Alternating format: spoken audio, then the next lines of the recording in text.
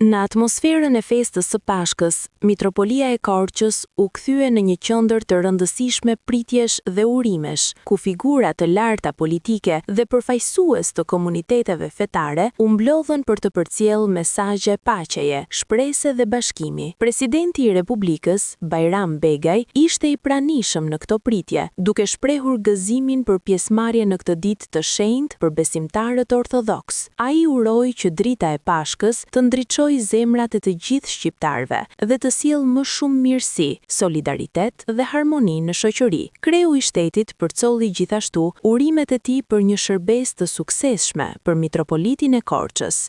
Përshëndetje të gjithëve, shumë faleminderit për mikpritjen.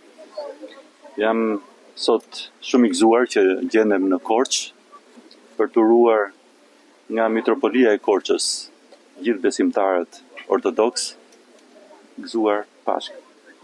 Qoftë një Pashkë e bekuar për gjithë besimtarët, por edhe për gjithë shqiptarët.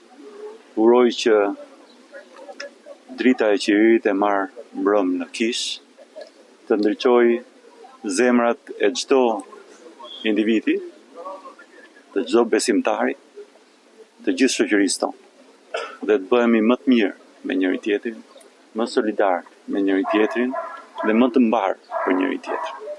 Kështu që me këtë rast ju uroj edhe hirësisë tij që të ketë një shërbesë të mbarë e të suksesshme këtu në Mitropolinë e Korçës. Mes të pranishmeve ishte edhe Niko Peleshi, i cili theksoi se Pashka është një ditë gëzimi dhe mirësie, duke uruar që këto vlera të përhapen tek të gjithë shqiptarët, brenda dhe jashtë vendit.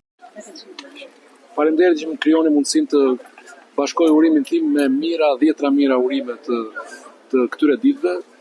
Dita e Pashkës është një ditë e gëzuar, një ditë mirësie dhe do të uroja që mirësia e këtyre ditëve të përhapet në gjithë qytetarët e Korçës, gjithë Shqipërinë, gjithë shqiptarët kudo që jetojnë, Pashkë të mbara dhe ditë të paqta të pasojnë. Gëzuar.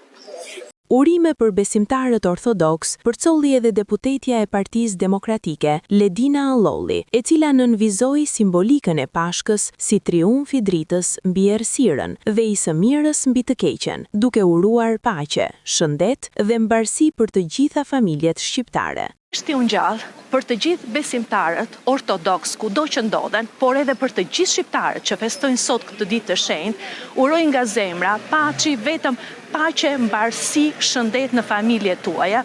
Sot kjo ditë vjen me një mesazh shumë të rëndësishëm dhe drita gjithmonë fiton mbi errësirën, e mira fiton mbi të keqen, le të jetë kjo dritë që të sjellë vërtet mirësi, mbarësi dhe dritë në familjet tuaja, gëzuar mbarësi e të mira.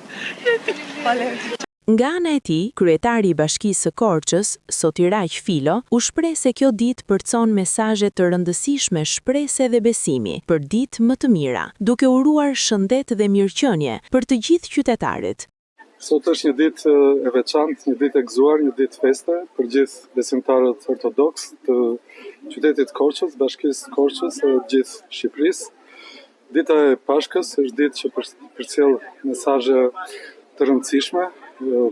Pashka lidhet jo thjesht me ngjalljen e një njeriu, por me ngjalljen e shpresës edhe besimit për ditë më të mira. Kështu që në këtë ditë feste dua të përcjell urimin për shëndet, mbarësi për gjithë familjet e qytetit Korçës, Bashkisë Korçës edhe gjithë vendit. Gëzuar Pashkë. Pritjet tradicionale të organizuara nga Mitropoliti Imzot Anastasi në Korçë edhe këtë vit sollën së bashku përfaqësues të institucioneve dhe besimeve të ndryshme, duke dëshmuar edhe një herë harmoninë dhe bashkëjetesën fetare që karakterizon shoqërinë shqiptare.